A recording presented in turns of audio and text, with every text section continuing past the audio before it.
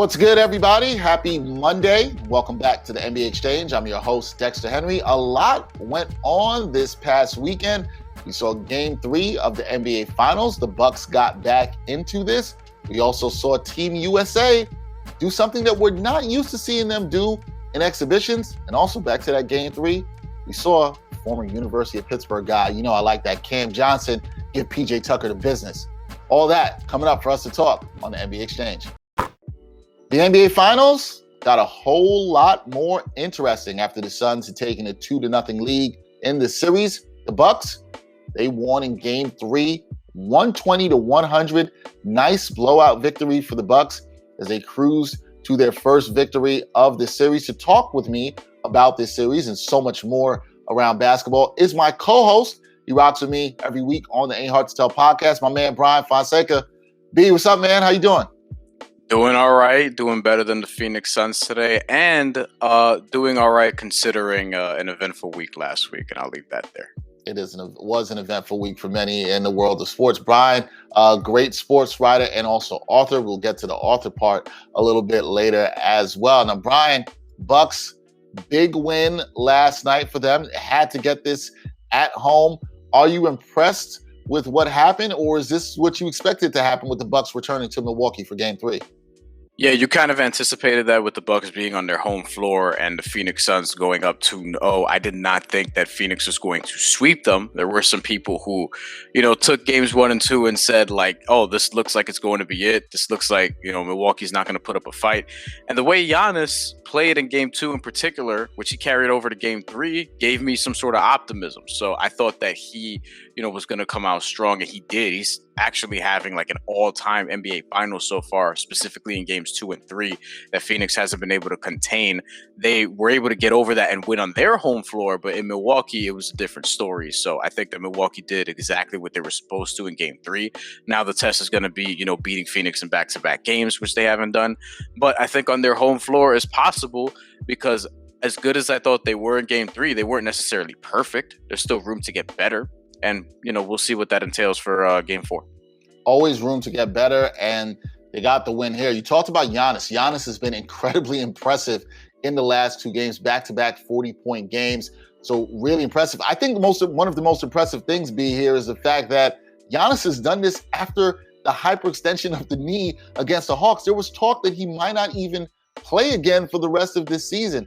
How impressed have you been with how Giannis has looked on the court and how he's bounced back over these last 2 games?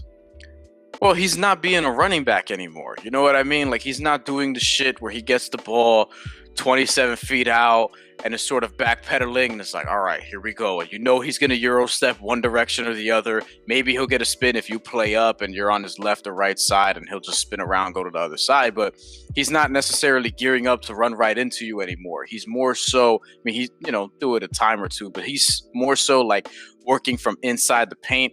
He's posting up dudes. He's doing the things that we all wanted to see. Like he had the ball down low on Jay Crowder yesterday and sort of easily just, bumped him, spun, got a shot, and won. Like, he's doing more of that stuff and working from inside. And that's making it easier for him. That's the main thing. When he has to try to create and do, as Tyrese Halliburton told Zach Lowe and Brian Windhorst, the halfback dives, when he's just going straight into dudes, like, that's a lot of work for him because he has to run out from a distance and try to create whatever, and it doesn't make sense. Instead, why don't you cut that 16, 17 feet out, 14 feet out, maybe even 10 feet out? You're seeing a lot of times that he's being used as a roll man in the pick and roll situation where he's just setting the screen, and then all of a sudden, he gets the ball back after giving the handoff, and he's wide open because of the screen action. And he's at the rim, and it's 2 easy points, or he gets the foul. And he was going to the free throw line a lot last night. So it's as perfect as a game as you'll see from him individually. I think the team still has room for improvement, which is why you should be optimistic about them playing better in Game 4 on their home floor. But I think the way that he's being utilized now, and he's defending well, let's put that out there too. But the way he's being utilized now offensively, like, this is what we've sort of been calling for. And I think this is how you unlock the best version of Giannis as we've seen these last 2 games. I agree. Giannis has almost looked like a completely different player if you look at the start of this postseason to where he is now, and it's very impressive. But even more so impressive, it can't just be the Giannis alone. He got some help from his guys, the supporting cast. Jrue Holiday, 21 points in this contest. Khris Middleton also added in 18 as well, and they actually shot the ball decently. That has to help. These guys finally showing up, how important is it for them to show up if they're going to even this series in Game 4 Wednesday night? Yeah, they have to be consistent. That's the thing that we haven't quite seen from them enough yet. Specifically Jrue Holiday on offense, but he was, you saw him knock down some threes yesterday. That's a good sign. And Khris Middleton, he was better in Game 2, but in Game 1 he struggled. Like, you need consistency from those guys, because what happens is if they're not consistent or if they're not playing well, then the bench, which is already thin, has to overcompensate. And you're looking at basically Bobby Portis and Pat Connaughton, because they're not trying to put Jeff Teague out there for too long, and Bryn Forbes, he hasn't been making shots, and when he's not making shots, then they're not going to have him out there on the floor, because he's there to make shots, like Steve Novak once was, like Matt Bonner once was, like Joe Harris is for the Nets. If Bryn Forbes is not hitting his threes, you're not really going to play him that much. So they're going to need Middleton and Jrue Holiday to be consistent, so that the bench doesn't have to overexert itself, even when Giannis has a big 40-point game. That's how you have a well-balanced attack. The reason Phoenix beat them those first 2 games was because their offense was more well-balanced. You look at their box score, there's a 22 here, a 27, an 11, a 10, an 18. Like, it's all like sort of balanced, instead of it being on the other side where Milwaukee, it would be like 40 for Giannis, 20-something for Middleton, and then nobody else barely has double digits. Like, it can't be that. Can't be that if they are going to win. Now, a lot of people can look at this series and say, hey, the Suns did what they had to do at the home. Now it's time for the Bucks to do what they need to do at home. The Bucks got the first part done in winning Game 3. But what does the win in Game 3 mean for the Bucks in this series? Do you feel like the Bucks are back in it, or are you not ready to go there just yet? No, I think they're back in it. I'm ready to say that the Bucks will win Game 4. But I just don't think it'll be dominant in the same way. I think Phoenix is going to play better. I think it's going to be a lot closer. Devin Booker hasn't had like an awesome NBA Finals, though he's had some high-scoring games. He's needed a lot of shots to get those points. And I think that Milwaukee's defense has to, take some credit for that. But I also think Devin Booker is going to wake up at some point. And you don't want the Devin Booker game to come on your home floor, so you have to be ready for that, because I don't think he's going to put up another, I remember him being 3 for 14 at one point last night. I forget where he finished. But I think that Milwaukee probably wins a tight one in Game 4. I think that I'm ready to say, like, they're definitely back in the series. I don't know if they're going to win the series, but it'd be mildly surprising if they lost Game 4. Mildly surprising, even if it's Milwaukee and they've been hard to bet on. But given what I've seen from Giannis, especially these last 2 games, I feel a little bit more confident that they can get certain things done. Booker did finish 3 for 14, 10 points in last night's loss to the Suns. Moving away from the finals for a bit, there is some other basketball going on internationally. I know something Bryan loves, that international basketball. And Team USA, they played an exhibition game the other night against Nigeria. And they lost, folks. Team USA lost to Nigeria. I have some concerns about the roster construction here with Team USA. Our boy Gerard Hector doesn't like the roster construction here for Team USA. So the question has to be asked, should we be concerned about Team USA's 3-point loss to Nigeria? Is this something we should be concerned about with them heading to the Olympic Games? Is this the team you want representing us with your boy Kevin Love on the roster? I'll put it to you this way. Like, I think there's room for concern. I'm not more concerned about this than I am about the virus shutting shit down over there in Japan. yes, there's a hierarchy. Other things matter a little bit more. Yes. I think there's room to be concerned, but I wouldn't drive myself crazy, because, even though there are some pretty damning numbers, right? It's like, Nigeria is good. They're not one of the very best teams that are going to be of the 12 in the Olympics. They do have half of their roster comprised of NBA dudes, but the guy who pushed you away was Gabe Vincent, a Miami Heat two-way who came into their organization as a shooter and struggled with his shot in the 2 years he's been there, and was more up and down last year when, the G League was sort of normal before COVID.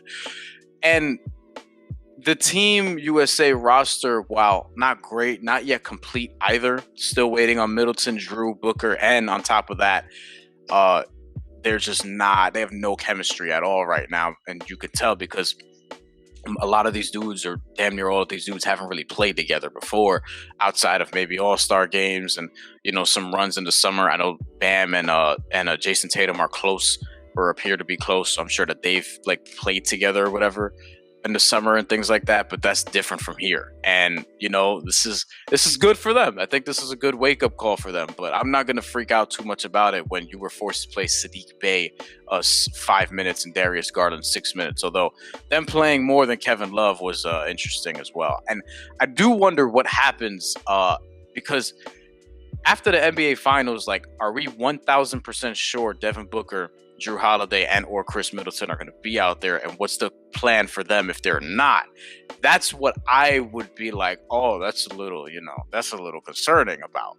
You know what I mean? And Kevin Durant's not going to shoot, 4 for 13 all the time. I don't think so, or whatever. And, Damian Lillard was, I think, 4 for 10, and Bradley Beal was like 1 for 6 or something like that. Like, the numbers weren't great, but I think those are going to level out too. They just got to hit some shots.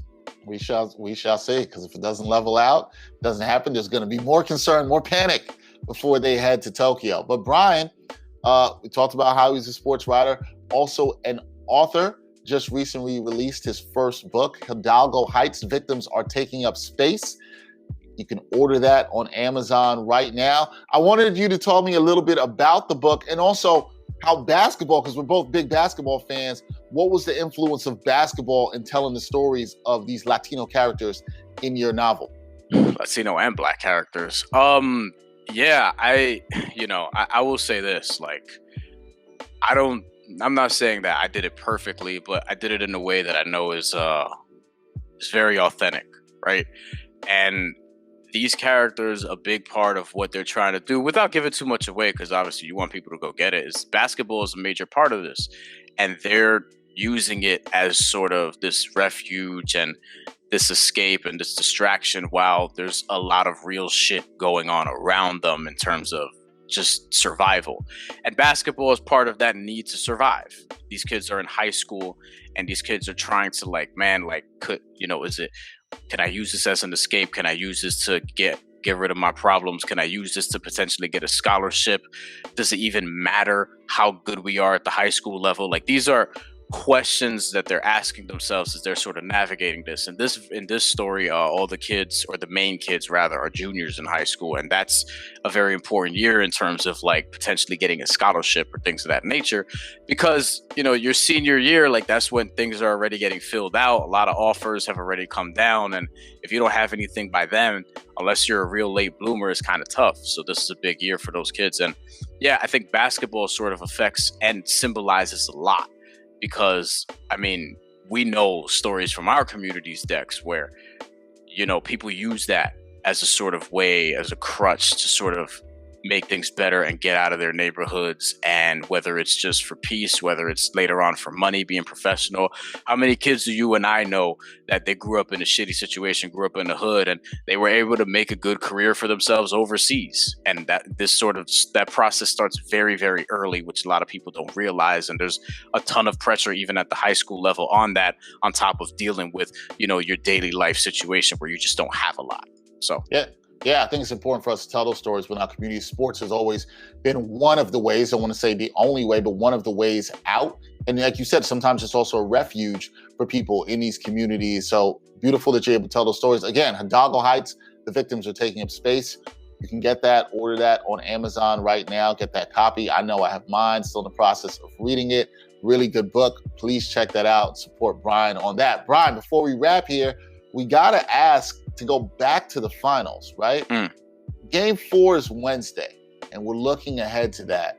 What do you expect to see on Wednesday? You would think the crowd's going to be amped up in Milwaukee. Bucks will come out with energy, but the Suns want to get one on the road so they can hopefully go back to Phoenix and celebrate and close this out. So what do you expect to see on Wednesday in Game 4?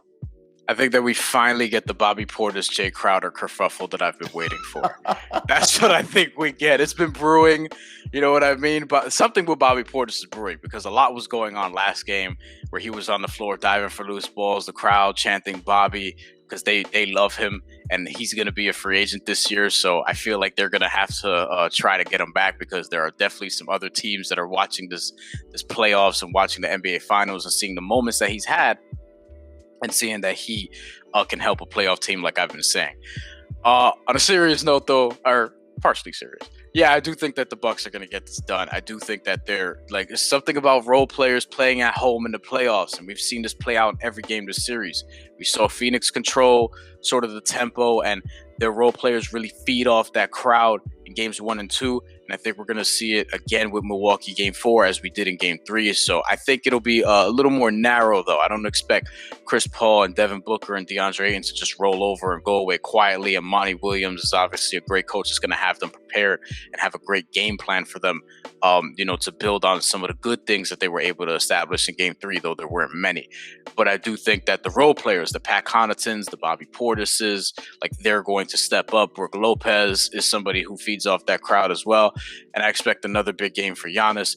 Holiday and Middleton have to come through, though. So I'm interested to see like what the defensive strategy is going to be from Phoenix, because they were trying to trap Middleton and that wasn't quite working because Giannis would end up with the ball and get an easy dunk. Middleton, a good passer for forward as well. So I think that, Monty Williams is going to have to think up some things to do defensively to try to negate those two, because it looks like Giannis is kind of just going to get his, and what you want is nobody else to get theirs. But easier said than done in the NBA Finals. It's going to be interesting. Also be interesting to see if Phoenix shoots a lot better than they did, especially from downtown, only 29% in game 3.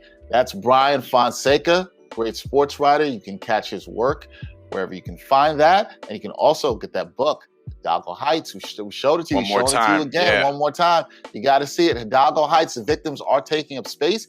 It should take up space on your bookshelf. That's what it should do. Bryan, thanks for joining me on the NBA Exchange, man. Absolutely. You already know.